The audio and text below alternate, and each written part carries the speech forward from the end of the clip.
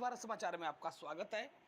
अर्तिका शुक्ला, जिनका डॉक्टर से लेकर आईएएस बनने तक का सफर, UPSC IAS rank 4। Artika Shukla तैयारी की रणनीति, पहला प्रयास स्वयं अध्ययन, प्रारंभिक परीक्षा से लेकर साक्षात्कार तक की अंतर्दृष्टि। एक डॉक्टर मेरा पैसा है। मैंने पहली बार नवंबर 2014 में सिविल सेवाओं में शामिल होने के बारे में सोचा। मैंने एक हफ्ते बाद उस कोर्स एमडी पैड से इस्तीफा दे दिया जो मैं कर रही थी और दिसंबर 2014 से गंभीर तैयारी शुरू कर दी। उस समय मैं नवजात शिशु की तरह अनभिज्ञ था। मुझे बस इतना पता था कि अब केवल 2015 की सिविल सेवाओं में अपना हाथ आजमा सकती हूँ और मुझे वह सब कुछ देना है जो मुझे मिला है। मैंने कोई क्लासरूम कोचिंग ज्वाइन नहीं की। मैंने Vision IAS mains test series join की और साल भर ऑपरेटिव नियमितता के साथ इनसाइट्स का पालन किया। ये मेरा पहला प्रयास था और मेरा ऑप्शन मेडिकल साइंस था। मैं यहाँ अपनी रणनीति आपके साथ साझा करने के लिए आई हूँ। मुझे आशा है कि आप मुझ पर थोड़ा विश्वास करके इसे पूरा करेंगे। जो आप ठीक ठाक तैयारी कर ली तो मैं आपको ये कहना चाहती हूँ कि आपको जब भी लगे कि आपको ये परीक्षा देनी है, आपको लगता है कि आप ये कर सकते हैं, आप बिल्कुल इससे जुट जाएं। उसमें आपकी उम्र कितनी है, कितने साल बचे हैं, कितने अटेम्प्ट बचे हैं, इनका कोई आप इसका ध्यान ना दें। और अगर आपको लगता है कि आप मेहनत कर सकते हैं तो एक साल भी बहुत है। मैंने एक साल ही मेहनत की है। अब शुरू करते हैं। तो सबसे पहला एग्जाम, जैसा कि आपको पता ही होगा, प्रिलिम्स होता है। तो अगस्त के महीने में होता है पिछले 2 साल से। दूसरा एग्जाम इसका मेन होता है जो दिसंबर में होता है। और अगर इन दोनों में क्वालिफाई हो जाए तो इंटरव्यू होता है जो प्रोबेबली मार्च से मई जून तक चलता है।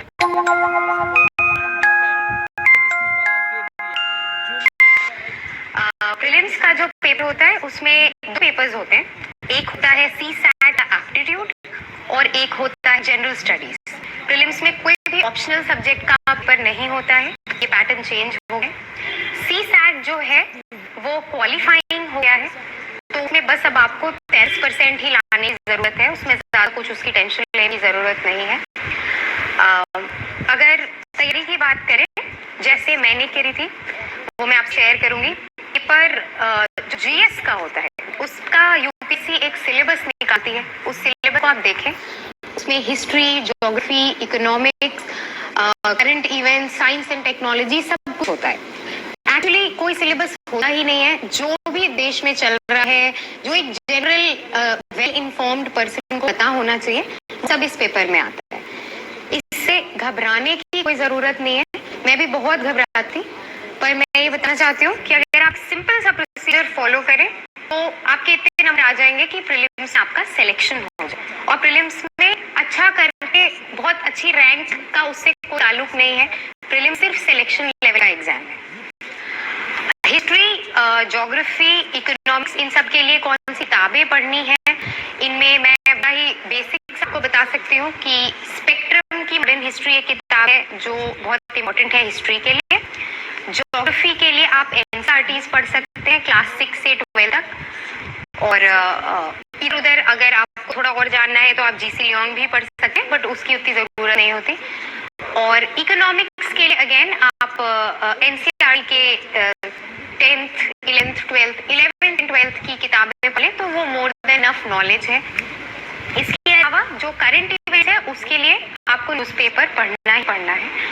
और मैं सिर्फ एक ही न्यूज़पेपर पढ़ा था जो द हिंदू था।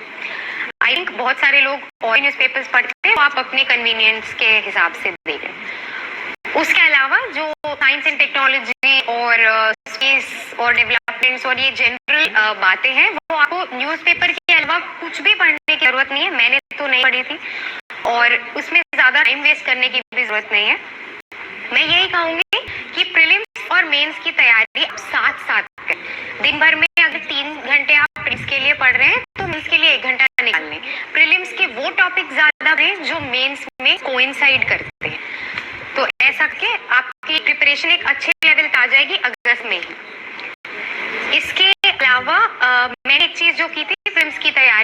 था डिफरेंट कोचिंग सेंटर्स के टेस्ट पेपर्स का, तो वो आप जरूर करें। मैंने कोई भी कोचिंग ज्वाइन नहीं की थी, मेरा कोई क्लासरूम कोचिंग का एक्सपीरियंस नहीं है।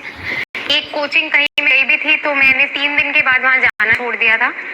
इसलिए मैं ये कहूंगी कि आप एक बार दिल्ली जाएं एग्जाम के 2 महीने पहले, और जितने भी कोचिंग सेंटर्स जो फेमस है उस साल जो चल रहा है, जो टॉपर्स बोलते हैं, उन कोचिंग सेंटर्स के पेपर्स लेके वो पेपर्स घर पे करें।